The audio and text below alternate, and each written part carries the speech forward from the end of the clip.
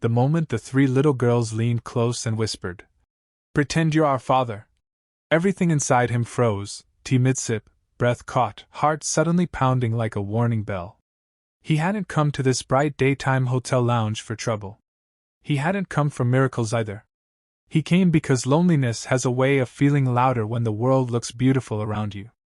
And yet, in the middle of clinking cups, soft music, and sunlight pouring through tall windows, a stranger's children were asking him to become something he never expected to be again. Before the story pulls you in any deeper, take a second. If you believe in kindness, second chances, and the quiet ways lives can change, please like, comment, share, and subscribe to the channel Acts That Matter. You never know who might need a story like this today.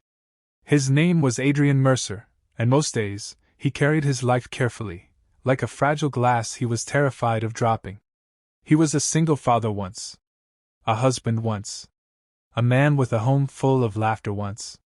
But grief rearranges everything. It doesn't just take someone away, it takes the version of you that existed beside them. Adrian had learned to live in the after, in the empty spaces, in the silent mornings where coffee tasted like memory. He worked, he provided, he survived. But surviving is not the same as living. That afternoon, he sat alone at a round table near the window, holding a warm cup of tea between his hands. Outside, the city was bright and awake, and inside, the hotel lounge shimmered with daytime elegance. Fresh flowers, soft chandeliers, families gathered after events, people speaking in gentle tones. Adrian wasn't dressed for celebration. He wore a navy suit because it made him look put together, even when he wasn't. He told himself he was only stopping in for a quiet break before heading home. Then he noticed them. 3 identical girls, no older than 6, in pale pink dresses with ribbons in their hair, moving like a tiny synchronized storm. Triplets. Their curls bounced as they hurried through the room, eyes wide, scanning. They weren't laughing like children usually did. They looked urgent. Afraid. Adrian's gaze followed them before he could stop himself. The smallest one spotted him first. Her face shifted with sudden relief, like she'd found a lifeboat in open water. The 3 of them rushed to his table as if they belonged there. They didn't ask politely. They didn't introduce themselves. They simply leaned in close, cheeks flushed, and whispered in trembling voices, "Pretend you're our father." Adrian blinked. His fingers tightened around the cup. He looked from one little face to the next, seeing the same frightened expression mirrored 3 times over. His mind screamed to stand up, call security, find their mother. But something else, something older, deeper, held him still. Behind them, near the dessert counter, stood a man with sharp eyes and an impatient posture, scanning the room like he was searching for something he owned. The girls pressed closer. Adrian's heart thudded. He didn't know them. He didn't know what this was. But he knew fear when he saw it. He knew the way children looked when they were trying to be brave. Slowly, carefully, he set his tea down. He forced his face into calm. Then, with a steadiness he didn't feel, he lifted his arm and drew the girls close, as if they were his. The triplets exhaled all at once. Adrian leaned down, voice low. "What's going on?" The girl on the left whispered. "We got separated." The middle one added. "He keeps following." The one on the right swallowed hard. "We can't find Auntie." Adrian's jaw tightened. His instincts woke up like a dormant animal. He didn't want to assume the worst, but he also refused to ignore what his gut was screaming. He straightened slightly, placing himself between the girls and the room. When the man near the counter turned, his gaze landed on them. His eyes narrowed. Adrian gave him a polite, dangerous smile, the kind that said, "I see you." The man hesitated. Adrian stood up slowly, the triplets clinging to his suit jacket like it was a shield. He reached into the roll they had handed him without permission. He became the father they needed in that moment. He spoke loudly enough for nearby guests to hear. "There you 3 are. I told you not to run off." The man's expression flickered.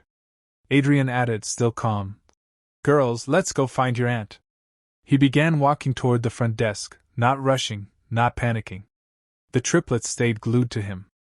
The man followed for a few steps, then stopped when he noticed 2 hotel staff members watching. At the desk, Adrian leaned in. Call security. Quietly. 3 children say they're being followed. The receptionist's face tightened instantly. She nodded. Within moments, a uniformed guard appeared, scanning the room. Adrian didn't look back until he felt the girls relax slightly. Sweethearts, Adrian murmured, crouching to their level. What are your names? The left one sniffed. I'm Mira. The middle one whispered. I'm Soleil. The right one said softly. I'm Tessa. Adrian repeated them, anchoring them in reality. Okay. Mira, Soleil, Tessa. We're going to find your aunt. Tessa's eyes filled. Our aunt is all we have. That sentence hit him like a stone. Before he could ask more, a woman came running into the lobby, breathless, her hair slightly undone, panic written across her face. When she saw the girls, she nearly collapsed with relief. Oh my God, there you are! The triplets broke from Adrian and ran into her arms. The woman held them tightly, trembling. I turned around for 1 second. 1 second. Adrian stood back, suddenly unsure of his place again. The woman looked up at him, eyes shining with gratitude and exhaustion. You helped them. Adrian nodded. They came to me. They asked me to pretend. Her hand flew to her mouth. That's heartbreaking. Security approached, speaking quietly. The suspicious man was gone now, slipping away before questions could be asked. The guard took a report, promising they would review cameras. The woman turned back to Adrian. I don't even know how to thank you. I'm Celeste Harrow. Their mother was my sister. Adrian's chest tightened. Was? Celeste's face softened with sorrow. She passed away last year. The triplets clung to her dress, suddenly small again. Adrian felt something shift inside him, a familiar ache. Loss recognizing loss. I'm sorry, he said quietly. Celeste nodded. It's been hard. I'm trying. I brought them here for a daytime charity luncheon. Thought it would be good to be around people again. Clearly I misjudged. Adrian glanced at the girls. Mira was staring up at him like she was trying to memorize his face. Soleil whispered. You were nice. Tessa added. You didn't yell. Adrian's throat tightened. Celeste gave a weak smile. They haven't had a father figure. Their dad left before they were born. It's just been us. Adrian didn't know what to say. He only knew the world had placed something fragile in his hands. He should have walked away. He should have returned to his quiet life, his safe loneliness. But as he looked at the triplets, something in him, the part that used to pack lunches, tie shoelaces, read bedtime stories, stirred like an old song. Celeste hesitated. Would you join us for a few minutes? Just until I can breathe again? They seem calmer near you. Adrian almost refused. Then Tessa reached for his hand. And he didn't. They sat at a table together, sunlight warming the white tablecloth. The girls sipped juice while Adrian stirred his tea, now cold but forgotten. Mira leaned close. Do you have kids? Adrian's fingers paused. I did, he said softly. My daughter is grown now. She lives far away. It wasn't the full truth. His daughter had been taken by illness years ago. But he couldn't speak that out loud to children with fresh grief in their own lives. Soleil tilted her head. Do you miss being a dad? Adrian swallowed. Yes, he admitted. Every day. The word hung in the air, heavy and honest. Celeste watched him carefully, as if she could see the cracks behind his calm. Over the next hour, something unexpected happened. The girls began to laugh again.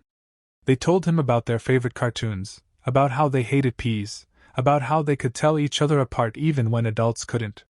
Adrian found himself smiling, truly smiling, for the first time in months. When the luncheon ended, Celeste gathered the girls' things, still shaken but grateful. At the entrance, she turned to Adrian. I know this is strange, but could I have your number? Just in case. Today could have ended so differently. Adrian hesitated, then nodded. He gave it to her. He expected that to be the end. But life, sometimes, refuses to let endings stay endings. Days passed. Then a week. Then Celeste called. Not because of danger. Because Mira had drawn a picture of the T-Dad, and wouldn't stop asking if he was real. Because Soleil kept saying she wanted to thank him properly. Because Tessa had nightmares and asked if the pretend father could come back. Adrien told himself he was too busy. Then he heard the quiet desperation in Celeste's voice. And he remembered what it felt like to have no one. So he met them again. In a park. In the daytime, under open skies where fear felt smaller. The triplets ran to him like he belonged. And Adrien realized something terrifying. It felt good to be needed. Weeks turned into months. Adrien became a steady presence. Not a replacement. Not a savior. Just someone who showed up. He taught them how to hold a kite string. He listened when they talked about their mother. He watched Celeste slowly stop looking like she was drowning. And in the process, Adrien began to breathe again too. One afternoon, as they sat on a bench with sunlight filtering through green leaves, Celeste spoke softly. "They chose you that day for a reason," she said. Adrien stared ahead. "They were scared." Celeste nodded. "And you were kind." Silence stretched. Then she added, "I don't know what this is becoming. But I know you've brought something back into this house that I thought was gone forever." Adrien's eyes stung. Hope is a dangerous thing when you've already lost so much. Near the end of that season, the triplets made him a card. 3 messy hearts drawn in crayon. Inside, in uneven letters, it said, "Thank you for pretending." Adrien stared at it for a long time. Because somewhere along the way, he had stopped pretending. If this story is touching something inside you, if you've ever felt alone or wish for a second chance, please take a moment near the end to like, comment, and share. It helps stories like this reach hearts that need them most. Celeste invited him for tea again, this time in their small home filled with children's drawings and healing. The triplets climbed into his lap like it was the most natural thing in the world. And Adrien finally understood. Sometimes, family doesn't arrive the way you expect. Sometimes it whispers to you in a crowded room. Sometimes it asks you to pretend. And in doing so, gives you a reason to live again. Special request: comment below what you would have done if 3 little girls asked you to pretend you were their father. Because Adrien Mercer thought he was just having tea alone. But kindness turned his ordinary day into the beginning of a new life. And the 3 little girls who needed a father ended up saving a broken man's heart, too.